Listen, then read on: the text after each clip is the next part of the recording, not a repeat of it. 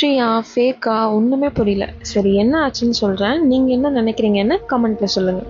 நாங்கள் பிரேக் முடிச்சுட்டு வரும்போது இந்த பில்லை பார்க்கும்போது இந்த காஸ்மோலேயே இந்த ஷாப் எங்கேயுமே இல்லை, சரௌண்டிங்ஸ்லேயும் இல்லை. அதுவும் இல்லாமல் இங்கே ருப்பியை ரீப்ளேஸ் பண்ணுறதுக்கு டாலர் வேல்யூ போட்டிருக்காங்க. அதுவும் இல்லாமல் டிப்பை பில்லை நோட் பண்ணுற அளவுக்கு நம்ம ஆளுங்க யாரும் பண்ண மாட்டாங்க. சரி டீட்டெயிலாக கொஞ்சம் பார்ப்போம் அப்படின்னு சொல்லி பார்க்கும்போது தான் டைமும் டேட்டும் நோட் பண்ணோம். அதில் 3:26 PM செப்டம்பர் 11 இருக்குது.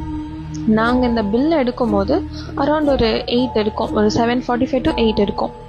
அண்ட் இந்த கடையோட அட்ரஸ் ஸ்டாப்பில் இருக்குது பாருங்களேன், கலிஃபோர்னியா யூஎஸ்ஏன்னு இருக்குது. ஒன்றுமே புரியல, சென்னை அட்ரஸே இல்லை. சரி கொஞ்சம் ப்ரௌஸ் பண்ணி பார்ப்போம் அப்படின்னு சொல்லி இந்த கடையோட நேம் போட்டு சென்னைன்னு போட்டு பார்த்தோம்.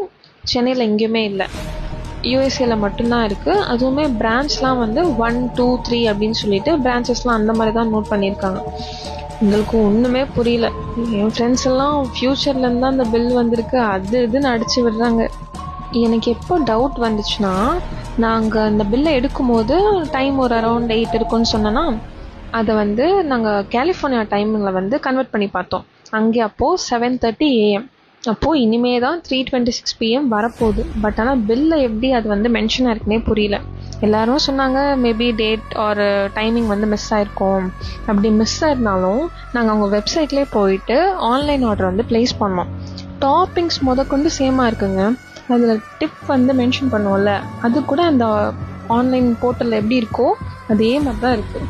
என் ஃப்ரெண்ட்ஸ் அது அவ்வளோதான், இதுக்கு மேலே ஃபுல்லாக கன்ஃபியூஸ் பண்ண ஆரம்பிச்சிட்டாங்க. அந்த லிஃப்ட் தான் போர்ட்டல் ஏதோ படம் பார்த்துட்டு என்னை கன்ஃபியூஸ் பண்ணிட்டாங்க.